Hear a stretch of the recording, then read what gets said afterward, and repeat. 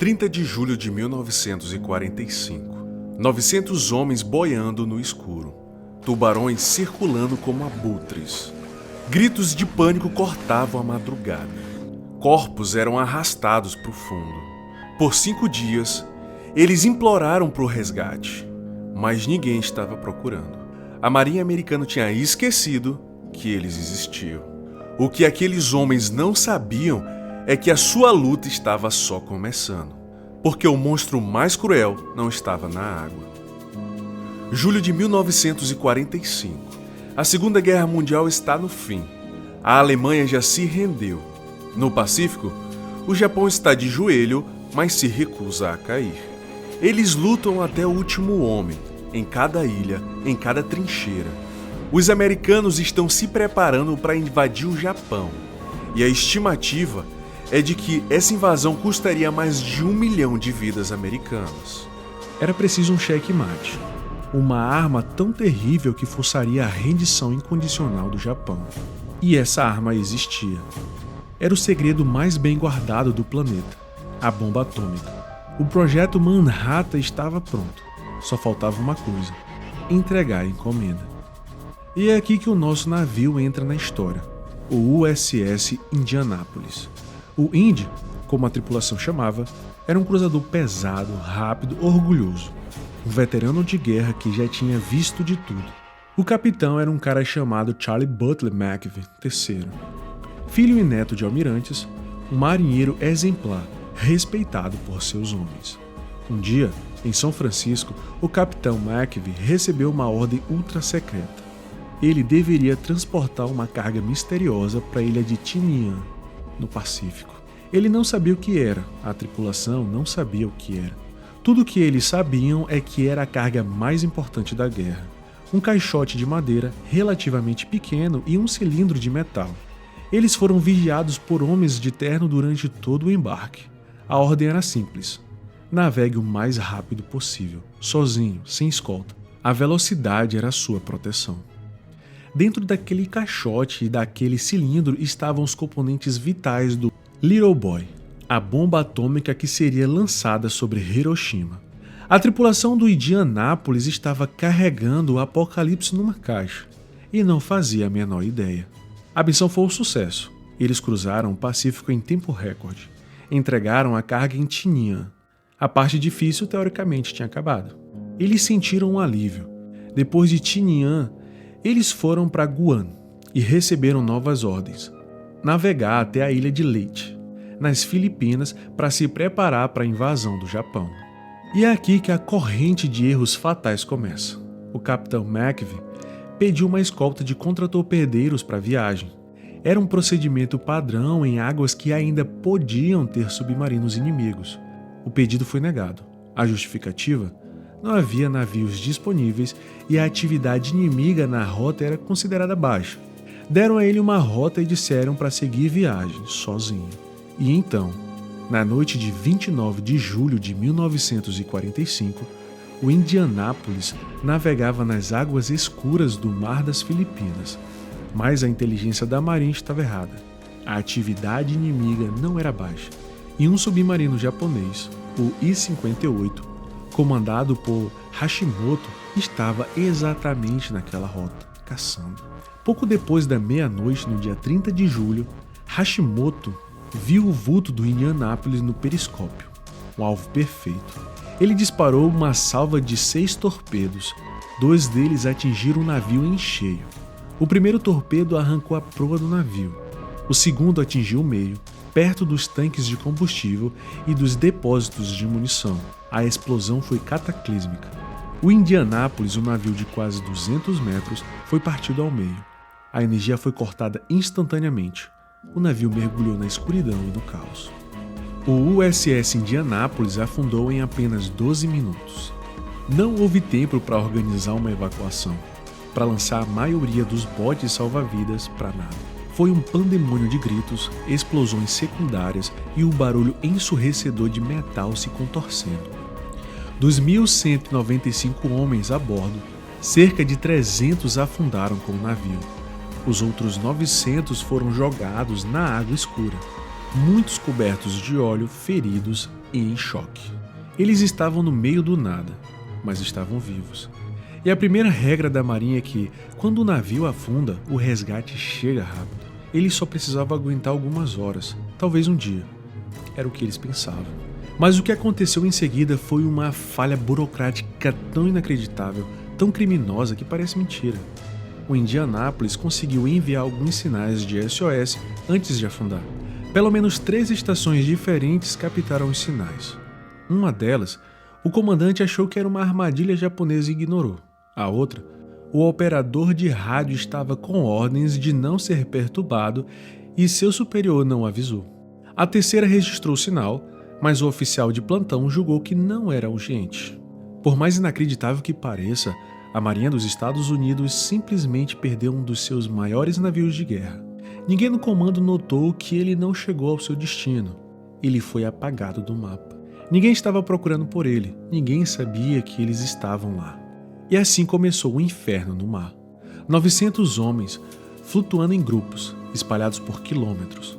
No primeiro dia, o choque e a esperança ainda mantinham a ordem, mas logo a realidade começou a se impor. Durante o dia, o sol equatorial era impiedoso, queimando a pele, os olhos. Não havia água potável. A sede se tornou uma tortura que enlouqueceu os homens. À noite, o oposto. A hipotermia congelava os corpos, causando tremores incontroláveis. E com a noite vinha o terror. Os tubarões. Atraídos pelo sangue e pelas explosões, eles chegaram. Primeiro alguns, depois dezenas, depois centenas. Principalmente tubarões galha-branca oceânicos, conhecidos pela agressividade. Eles não atacavam em frenesi, eram metódicos. Circulavam os grupos de homens, esbarravam neles, testando. E então, puxavam para o fundo. Os homens ouviam um grito, um barulho de água se agitando e depois, silêncio. Eles formavam ciclos tentando proteger os feridos, mas a tática servia de pouco. A sede e o sol começaram a causar alucinações. Homens enlouqueciam, juravam que o navio não tinha afundado, que estava logo ali embaixo da água, com comida e água fresca, e mergulhavam para nunca mais voltar. Outros, desesperados, bebiam água salgada, o que acelerava a desidratação e a loucura, causando convulsões e mortes. Por quase 5 dias eles lutaram, morreram de ferimentos, de afogamento, de desidratação, de ataques de tubarão, de loucura. O número de sobreviventes diminuía a cada hora. Na manhã do 4º dia, por puro acaso, um avião de patrulha americano pilotado pelo tenente Wilbur Gewin sobrevoava a área. Ele não estava procurando por eles, sua missão era caçar submarinos. Mas ele olhou para baixo e viu uma mancha de óleo bizarra no oceano. Ele desceu para investigar e viu cabeças, dezenas de cabeças boiando, acenando desesperadamente. Wing não acreditou no que via. Ele chamou pelo rádio e a maior operação de resgate aérea foi iniciada. Outro piloto, o tenente Adrian Marks, ao chegar e ver os tubarões atacando os homens, desobedeceu ordens diretas e pousou seu hidroavião no mar aberto, transformando-o em um bote salva-vidas improvisado. Mas já era tarde demais para a maioria. Dos 900 homens que caíram na água, apenas 316 foram resgatados com vida. Eles eram esqueletos vivos, cobertos de feridas, queimaduras do sol e óleo, balbuciando histórias de horror. O mundo celebrou o resgate milagroso, mas nos bastidores da marinha, o clima era de pânico. Como eles puderam perder o navio? Como puderam deixar quase 600 homens morrerem de forma tão horrível por causa da sua própria negligência? Eles precisavam de um culpado. Precisavam de um bode expiatório para desviar a atenção dos seus próprios erros catastróficos. E eles escolheram um alvo perfeito. O capitão do navio, Charles McKeevy. O homem que sobreviveu ao inferno, que viu seus homens morrerem ao seu redor. McKeevy foi levado a uma corte marcial. As acusações eram absurdas. A principal era ter colocado seu navio em perigo ao não navegar em zigue-zague. Navegar em zigue-zague era uma manobra evasiva, mas as ordens na época diziam que só era necessário em condições de boa visibilidade. Naquela noite, estava escuro e nublado. McKeevy tinha a ordem de manter a velocidade. mas a Marinha estava determinada a condená-lo. E para isso, eles fizeram algo sem precedentes, algo tão cruel e bizarro que desafia a própria lógica. Sabe o que é realmente chocante? Eles foram até o Japão, encontraram o comandante do submarino que afundou o Indianápolis, o Hashimoto, e o levaram para Washington para testemunhar contra o capitão McKean. Pensa nisso, a Marinha dos Estados Unidos usando um comandante inimigo, um homem que matou quase 900 americanos, como a sua principal testemunha para condenar um dos seus próprios heróis. E a ironia final? No tribunal, o testemunho de Hashimoto acabou ajudando McKean. Ele disse, sob juramento, que a visibilidade era ruim e que, mesmo que o Indianápolis estivesse em zigue-zague, ele teria afundado o navio do mesmo jeito. Não importava, a decisão já estava tomada. O júri, composto por oficiais da Marinha, condenou o capitão McKean. Ele foi o único capitão na história da Marinha dos Estados Unidos a ser condenado em corte marcial pela perda de seu navio em combate na Segunda Guerra. A condenação arruinou sua vida. Embora sua carreira tenha continuado por um tempo, a mancha de culpa o perseguiu. Ele começou a receber cartas de ódio de familiares dos marinheiros mortos. Feliz Natal. Se não fosse por você, meu filho ainda estaria vivo, dizia uma delas. Por mais de 20 anos, ele viveu com esse fardo. Em 1968, com um revólver de serviço na mão, vestindo com seu uniforme da Marinha, ele tirou a própria vida no jardim de sua casa. Mas os sobreviventes do Indianápolis nunca esqueceram. Eles sabiam que McKean era um herói, não um culpado. Por 50 anos, eles lutaram para limpar o nome do seu capitão. E a ajuda veio de um lugar inesperado. Em 1996, um garoto de 12 anos da Flórida chamado Hunt Scott fez um trabalho de escola sobre o Indianápolis. Ele ficou tão indignado com a injustiça que começou uma campanha. Ele entrevistou centenas de sobreviventes, juntou documentos e, com a ajuda deles, levou a luta até o Congresso americano. Finalmente, no ano 2000, mais de 50 anos depois do desastre, o Congresso dos Estados Unidos aprovou uma resolução inocentando oficialmente o capitão McKean.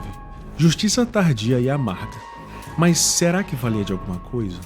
A história do USS Indianápolis é mais do que a cena famosa do filme Tubarão. É uma história sobre coragem e segredo de guerra, sobre a sobrevivência no limite do que o ser humano pode suportar. E, acima de tudo, é uma lição aterrorizante sobre como uma instituição, para proteger a si mesma, é capaz de cometer a mais profunda das traições, sacrificar um dos seus para encobrir a própria culpa. O verdadeiro monstro, afinal, não tinha barbatana.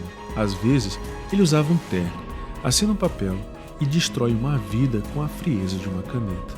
Não porque precise, mas porque não é homem o suficiente para assumir seus erros. Covarde. E a gente ainda responde: sim, senhor.